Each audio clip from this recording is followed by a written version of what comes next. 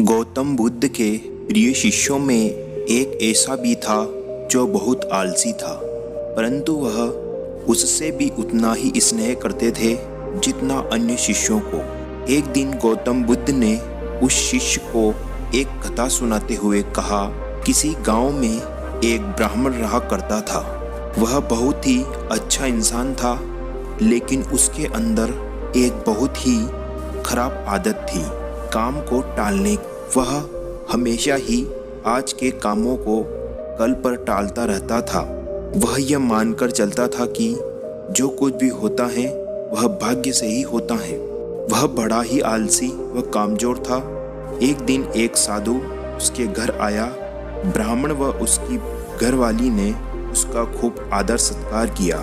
साधु ने चलते समय खुश होकर ब्राह्मण से कहा, तुम बहुत गरीब हो, लो मैं तुम्हें पारस पत्थर देता हूँ। 7 दिन बाद मैं आऊँगा और इसे ले जाऊँगा। इस बीच जितना सोना बनाना चाहो उतना सोना बना लेना। ब्राह्मण ने पत्थर ले लिया। साधु चला गया। उसके जाने के पश्चात ब्राह्मण ने घर में लोहा खोजा और थोड़ा लोहा मिला। वह उसी को सोना बनाकर बेचाया और कुछ सामान खरीद लाया। अगले दिन स्त्री के बहुत जोर देने पर वह लोहा खरीदने बाजार गया तो लोहा कुछ महंगा था। वह घर लौट आया। 2-3 दिन बाद वह फिर से बाजार गया। पता चला कि लोहा अब पहले से भी ज़्यादा महंगा हो गया। उसने सोचा कोई बात नहीं, 1-2 दिन बाद भाव फिर से नीचे आ जाएगा, तभी खरीदेंगे।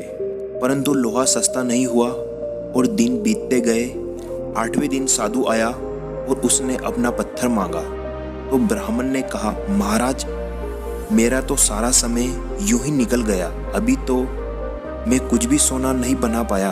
आप कृपया करके इस पत्थर को कुछ और दिन मेरे पास छोड़ दीजिए। लेकिन साधु राजी नहीं हुआ।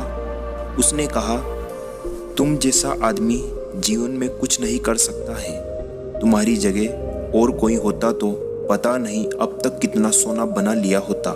जो आदमी समय का उपयोग नहीं जानता वह कभी सफल नहीं हो सकता है। ब्राह्मण पछताने लगा, पर अब क्या हो सकता था। साधु पत्थर लेकर जा चुका था।